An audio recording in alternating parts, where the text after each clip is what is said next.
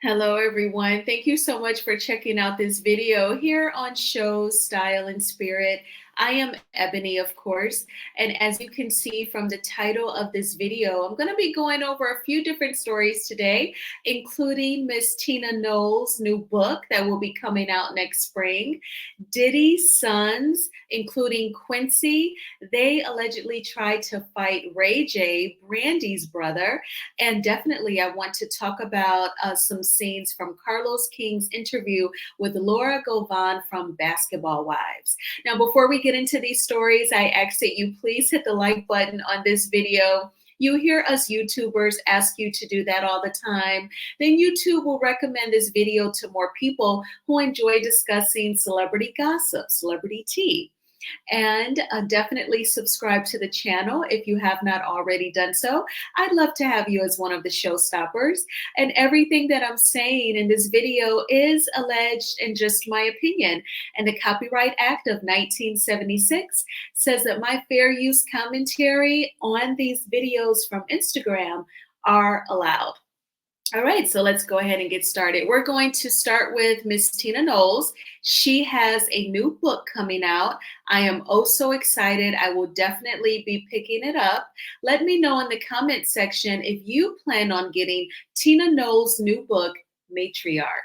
So she has quite a few posts concerning it. I shared this on my IG stories this morning. I love the cover of the book. I think it looks beautiful. It's obviously like a painting of her, beautifully framed, and it is her memoir.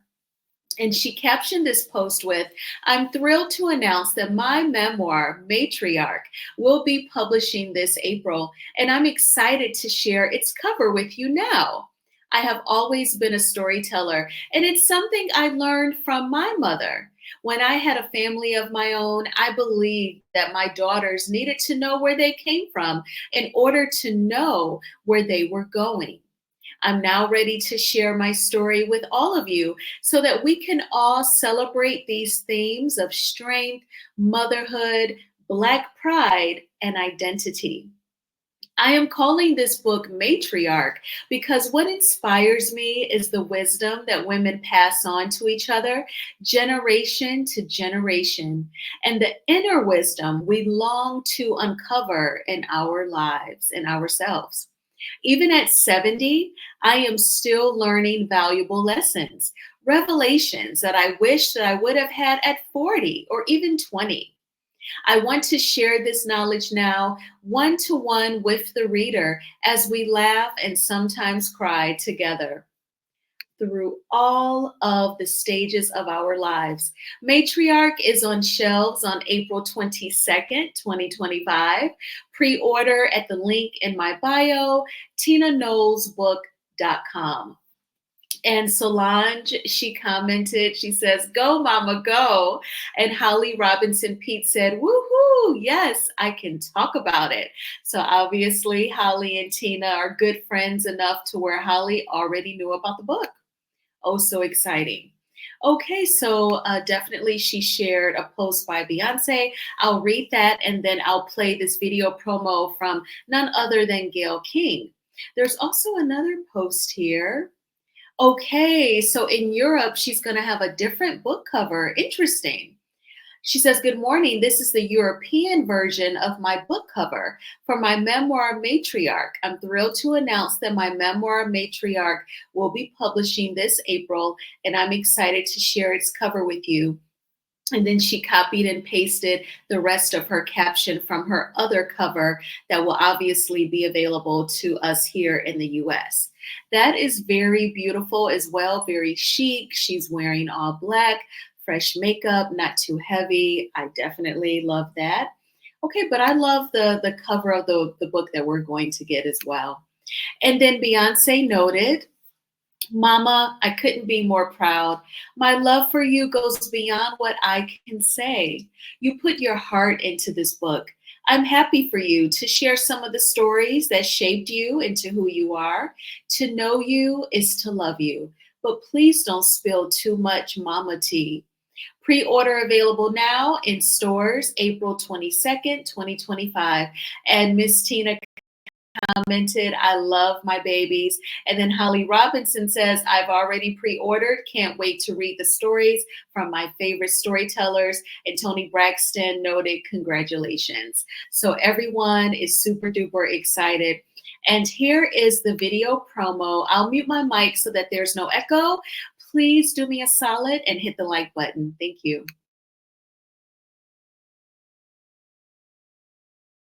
Would be the lovely Tina Knowles is coming out with what? A memoir. And that's not all. Only on CBS Mornings, we are unveiling the cover. Look at this. It's called Matriarch.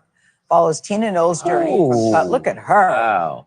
Oh, I love this journey from childhood to raising her superstar daughters. That, of course, would be Beyonce, Solange, and her bonus daughter, Kelly Rowland. These guys are tight, tight, tight. The legendarily stylist describes herself as a storyteller and says her memoir is inspired by the wisdom women have passed down to her through generations. Knowles hopes that sharing her life story will teach her daughters and other women valuable life lessons that she says she's even still learning, and she's 70. Matriarch will be out next year on April 22nd, wherever you like to buy your books. Queen Bee's mother, that would be the lovely Tina Knowles, is coming out with what? A memoir. Okay, so I am so excited. We all know that Miss Tina Knowles, she is from Louisiana. One of Beyonce's songs, she starts out with, my mama from Louisiana, my daddy's from Alabama. You mix that Creole with that Negro, you got Texas Bama. So Miss Tina is Creole, according to Beyonce's song. So I'm excited just to learn about her childhood and her growing up there. I imagine just, from her beautiful physicality that I'm sure in her bloodline there could be some French, mixed in with the African roots, the blackness, So if she gets into that, I'm definitely going to be all in. I would love to learn about that. And then I imagine we'll learn her moving to Texas and meeting Matthew Knowles and becoming a mom and owning her hair salon, and then becoming the stylist for Destiny's Child, and then the unfortunate divorce, and then her meeting her second husband. So it's going to be a lot of wisdom. I think she's funny and witty. I think the book will flow like that as well. So I'm definitely excited, and I cannot wait to check it out. All right, so let's go ahead and move along. We're going to go next to this Diddy story involving his sons, and then we'll close out with the Carlos King, Laura Govan interview. So TMZ broke this story, and shout out to the Neighborhood Talk for where I'm getting these next two stories from. So allegedly, Diddy's sons, Christian, Justin, and even Quincy, who's not biologically his, his dad is I'll Be Sure. He's like a spitting image of his dad, but he looks up to Diddy like a father figure. They allegedly tried to fight Ray J over Ray J's recent comments over the lawsuits against Diddy, and singer Chris Brown had to break up the potential melee. So the title on the Neighborhood Talk reads, the headline, Not My Daddy. Diddy's three sons were allegedly going to fight singer and actor Ray J at a Halloween party for speaking on Diddy, but Chris Brown stepped in and broke it up. So I'm going to go ahead and read the caption. Okay, Diddy's three sons almost got into a fight with Ray J at a Halloween party in Los Angeles. The brothers, Christian, Quincy, and Justin, were upset about things Ray J said about their dad, who is having some major legal problems. After the party ended, Ray J and his friends, including Amber Rose and his manager, walked to the parking lot where Diddy's sons confronted him. Things got tense as the brothers surrounded Ray J, getting in each other's faces and wanting to fight. According to TMZ, Chris Brown saw what was happening from his car and ran over to help. He pulled Justin and Christian away to calm things down. Other people also stepped in and no one got hurt. This was not the first time that Diddy's sons tried to confront Ray J. They approached him about his comments several times before. Ray J said that he would be open to talking, but was also ready to defend himself if needed. Sources say he still thinks of Diddy and his kids as family and did not want to get into a fight with them.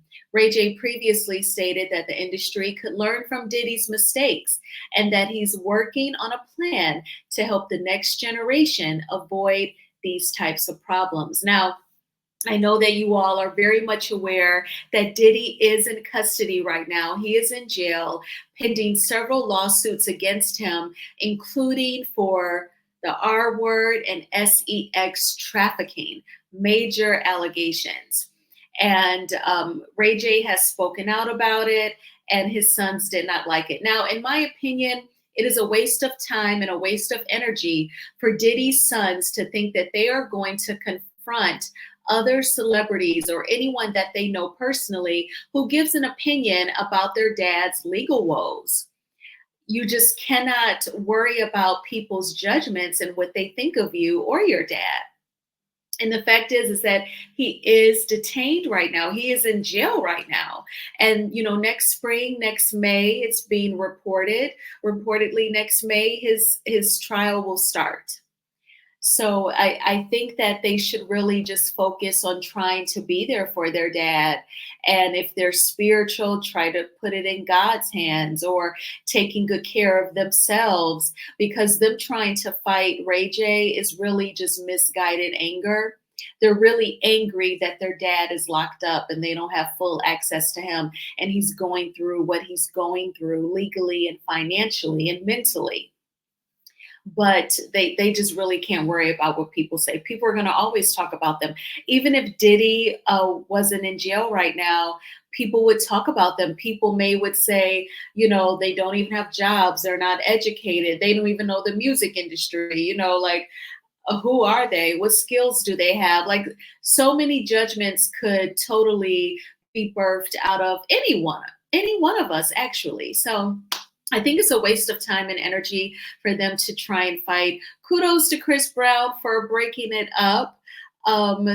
That's pretty good of him. And I'm glad that no one got hurt, because it could have gone down a very violent path. So I'm glad that no one got hurt. What did you think about Diddy's sons trying to fight Ray J? And then let's go ahead and get into these clips of Carlos King's interview with Laura Govan from Basketball Wives. These clips that we're going to take a look at, thanks again, and shout out to the Neighborhood Talk. It is about Laura Govan discovering that some sort of transaction occurred between her ex Gilbert Arenas and Drea Michelle, because she saw where he paid her $25,000 and brought her out to Los Angeles. You know that Drea is from Philadelphia. So there's quite a few clips to play. So I'm just going to go ahead and mute my mic so that there is no echo, and then we're going to get into this tea. Please hit the like button. Thank you so much.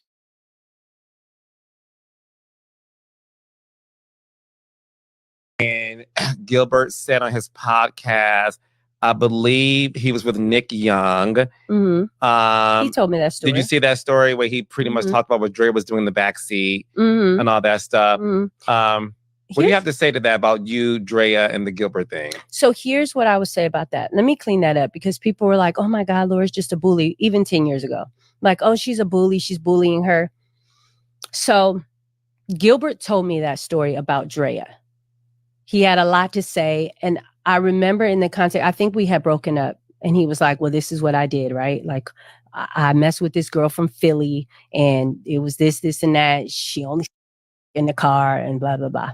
At the time, they brought her on Basketball Wives. Drea was brought on Basketball Wives as a friend, if I'm not mistaken, to my sister. I remember that was it. And guess what? I liked her. No idea that she was there being. And Gilbert said on his podcast, Gilbert's jump off. I had no idea. So then when I found out, it was when I was going through some papers at the house, and I saw that he had given her $25,000 and brought her to LA. Let me tell you what I did. I remember finding the paper. I remember going to where she was filming here in Hollywood down the street. I remember showing up, and I was not supposed to be filming. And I walked past everybody, and I beat her. and it did not air. They did not want that to air. You beat up Drea? I beat Drea. I think I picked her by her collarbone and threw her. And then I spit on her. And I was trying to get to her even after that. Am I proud of those things? Absolutely not. But what you're not going to do is be my friend. Don't be in my face. And from what I heard, you was Gilbert's jump off. I had no idea. So the time. So I'm like, what am I supposed to do with this? You help me help you. Where are we supposed to go with this? Because everything at the time, I told you, anybody could get it. I never have a problem till we have a problem. We got a problem. And you're in my face though. And I was her friend. I'm like, back, she used to do my quotes on my Instagram and tweets. She used to be like, no, take that off. Do this. I liked her. So you do me like this? So wait. I'm going to do you like that. So you're saying while Drea and you were on the show together and y'all were developing this friendship and she's in your face, y'all cool as shit, all the while she is sleeping with your man. Facts. Knowing that that's your man. Facts. The time. So pregnant. Got the young boy. Damn, if they only knew. But like I was shocked too though. Like that day when I was riding home with Philly in the car, yeah. I don't know if I can tell that story. If you want me to tell that story. No, she's a mother now. She's a mother now. Yeah, we can't do that. Cause that day changed my life. I ain't gonna lie. That day changed my life. That's when Swaggy P was like, okay, now this is what NBA is about. Hey, listen. Hey, NBA, hey, listen, I'll let you know this is. Yeah. I'm riding in the car, he in the back seat.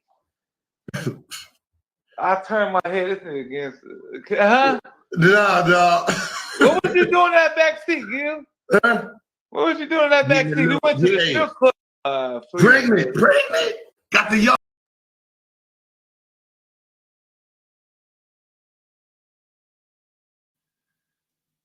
Okay, so that was a lot. Shout out again to the Neighborhood Talk for editing those clips together. So Laura Govan tells the story about going through some papers.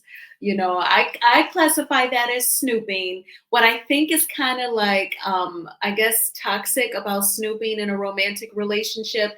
If you feel the need to snoop, you already know that there's a problem. You're snooping because that woman's intuition is eating at you. Your chest is tight, your stomach hurts, and you're snooping to find something that could potentially make you cry and or go nuts. And in Laura's case, she went nuts because she found papers confirming that he gave Drea $25,000 allegedly, brought her out to Los Angeles. She explained that on this particular day, they were filming for Basketball Wives, but Laura herself did not have to film that day. She knew, obviously, being on the show, where the cast was going. She went there. She said she walked past everyone. So that lets me know you're beyond heated, okay? You're just laser focused on Drea. And she said she walked up to her and she beat her up and she tore a page out of 45's book. She said she grabbed her by her P-U-S-S-Y and her collarbone, ouch, and threw her. And then she spit on her. Now, I definitely subscribe to, if you're in the relationship with the man and he's disrespecting you, he's betraying you, you take it out on him, you go off on him. But she was saying, this girl has been smiling in my face. We're working on a friendship. We're also co-workers. We're filming on this reality TV show. And she has not disclosed that she did anything with her ex, allegedly. So she framed it as if that's why she became so violently angry because Drea was, being like a fake friend.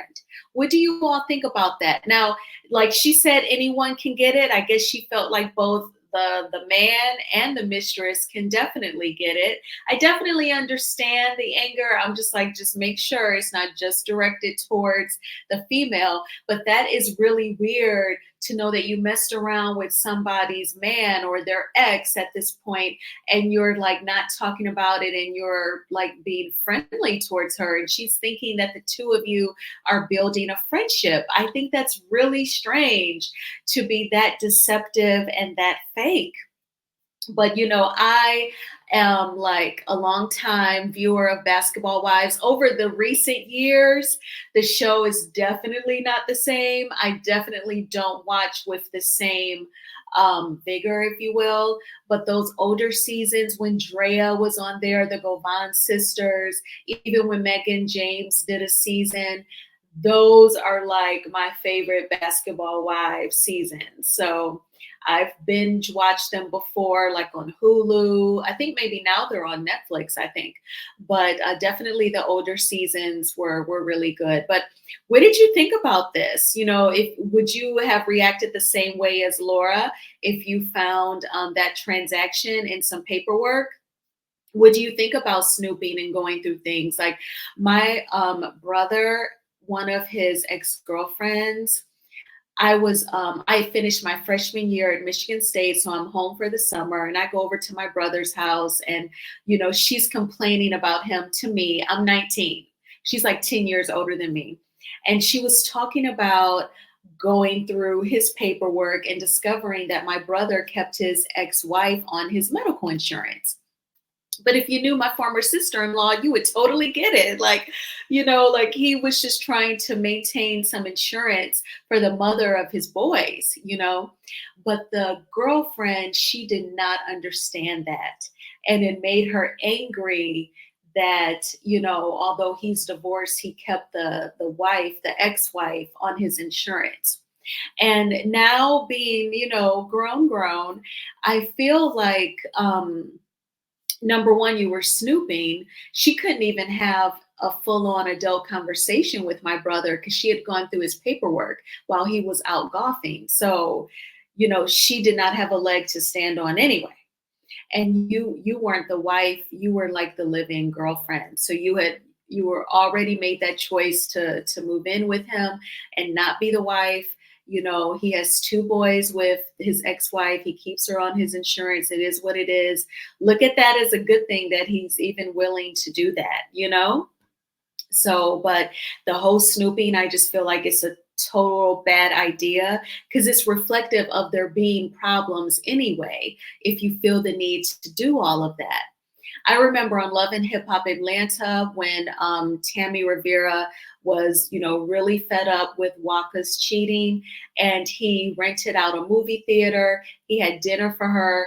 And then at the end of the movie, they blurred it out, of course, because it was all his passwords to all his devices and social media. So I kind of feel like that's a very great, grand gesture that you want me to trust you and you're not trying to hide anything from me. You're not up to any BS, but then you also kind of wonder if you have to do all of that, that's obviously reflective of someone who has cheated. And that was why Waka had to disclose all of that, because he had cheated, because I do like my individualism and my privacy, and I just don't see myself sharing my passwords with someone that I'm in a current relationship with. I just cannot do that. I am a single, independent woman. I'm blessed to be a homeowner and have, some things. I just would not want you trying to do any fraud or anything. So no, I have to have that boundary. Perhaps, that could be reflective of me not being the type to get married. I don't know, but I just don't see myself sharing the passwords. What about you? If you're married or engaged or in a relationship, does your partner have your passwords to your social media and your devices and like your logins, and what do you think about Laura Govan snooping? I thank you all so much for checking out this video. Please hit the like button on this video, as it is a free way of supporting the channel. And please subscribe to Shows Style and Spirit if you have not already done so. I hope that you all had a great day. It was a terrific Tuesday for me. I cannot complain. I woke up super early, like after 4 a.m. And instead of just like lying there, laying in bed, I just got up and I went to the gym. So that's already done. And I've made some content this evening. So that's already done. So I'm going to get out of the house. I work from home. So I'm going to get out and grab some dinner and get out of the crib for a couple of hours. But I hope that you had a good day. If it was rough, I'm sorry that your day was rough, but I hope that you have a wonderful Wednesday. Tomorrow is a brand new opportunity. It will be even better than it was today. And I will talk with you all soon. Bye.